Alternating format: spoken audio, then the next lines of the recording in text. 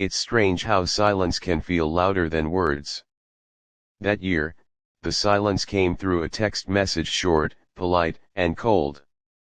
"Hey Luke, sorry, but there's just no room this year. You understand, right?" My sister, Emily, sent it 2 days before Christmas. I stared at the screen for a long time, watching my reflection on it, two tired eyes, a few gray strands in my beard, and the faint laughter of my kids in the next room. I didn't know how to tell them. No room, again. That made 5 Christmases in a row. Ever since my wife passed, every holiday invitation had somehow vanished. The house my kids once filled with laughter now just echoed back their absence. My parents were gone, my in-laws had drifted away, and my siblings, well, they said they were busy. Busy living lives that no longer had space for me, or for 2 kids who still believed that family meant something. Scene 2, the empty holiday. Christmas Eve, I cooked pancakes because we didn't have a turkey. My daughter, Lily, drew reindeer on a napkin. My son, Jack, made snowflakes out of paper and taped them to the window. I told them, we're doing Christmas our own way this year. But I saw the question in Lily's eyes. She was 7. She didn't understand why Grandma never called. That night, when they fell asleep on the couch beside our tiny fake tree, I sat quietly with my coffee, scrolling through social media. My family had posted a picture, everyone smiling around a long dinner table, golden lights, plates full of food. And there, right next to Emily's caption, "So grateful for family." My hands trembled, but not from anger. From something deeper. That heavy mix of shame, hurt, and the realization that maybe I'd let them think I was less. That night, I made a decision: next Christmas, I wouldn't beg for a seat. I'd build my own table. Scene 3, the grind. That thought became a fire.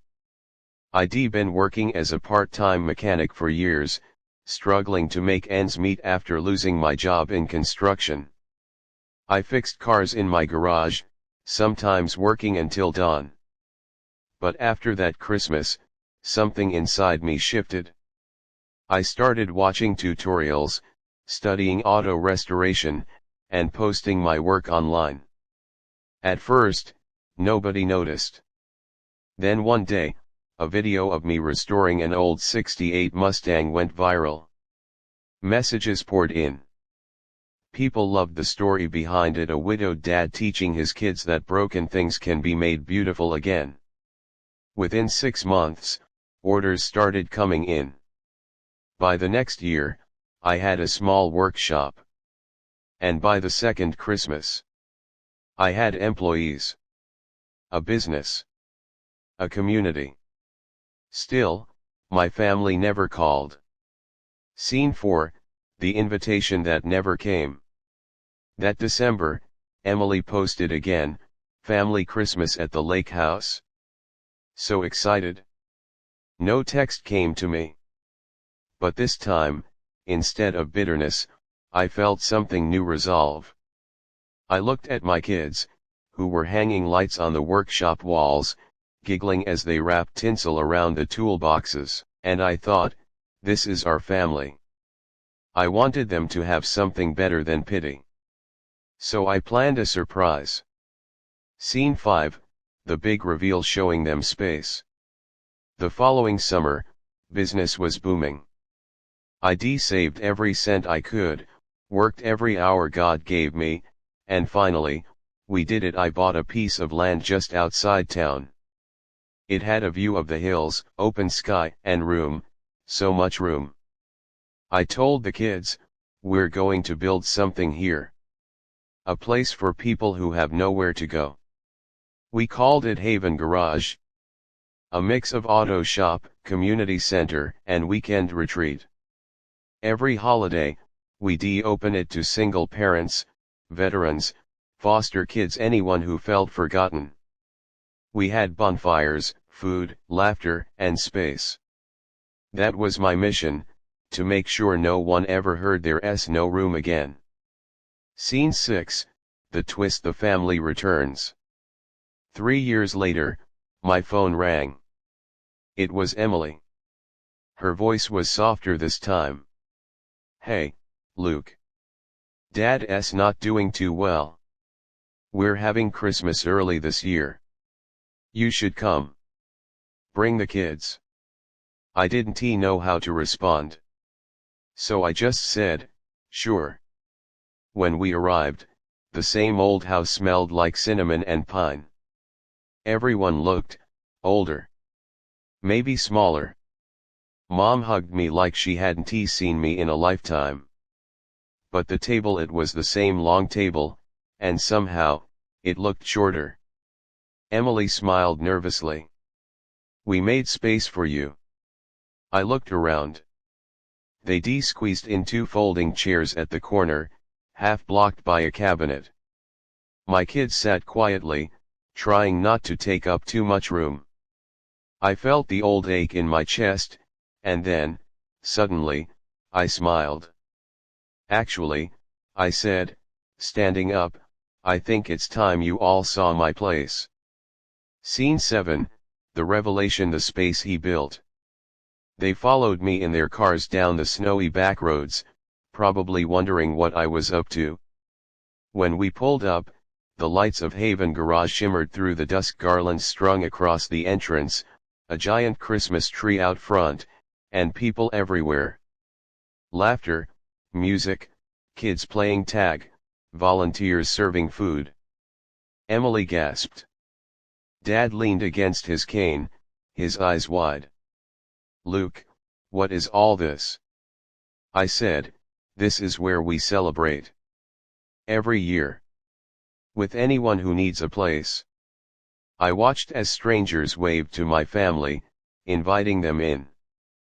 People they never met, hugging, smiling, offering plates of food. Inside, the walls were covered with photos: single moms, kids, grandparents, all smiling. Each one had a story. Each one found space here. And for the first time, I saw my father's eyes fill with tears. He looked around and whispered, "Son, this is more family than I've ever seen in one room." I nodded. "That's the point, Dad. Family isn't who invites you. It's who welcomes you." Scene 8, the emotional climax. Dinner that night was chaotic, loud, and beautiful. The tables were long and uneven, made from old car doors and wood scraps, but no one cared. My daughter helped serve soup. My son played the guitar. Emily sat beside me, silent for a long time. Then she said softly, "I'm sorry, Luke. We just didn't understand." I looked at her, tired but calm. "You didn't have to. You just had to make space." She nodded, wiping her eyes. That night, as the snow fell outside, I saw my family laughing with people they once might have ignored. I realized forgiveness wasn't about pretending the past didn't hurt, it was about refusing to let it define the future. Scene 9, the ending: redemption and reflection. As everyone left, Dad came up to me. He put his hand on my shoulder and said, "Luke, I wish your mom could have seen this. You built something that matters." I smiled. "She sees it. She's the reason I started." He nodded, looking at the crowd still lingering by the fire. "You know, we always said there wasn't enough room. I think we were wrong. There's always room if you're willing to make it." And with that, he took Lily's hand and walked inside, laughing.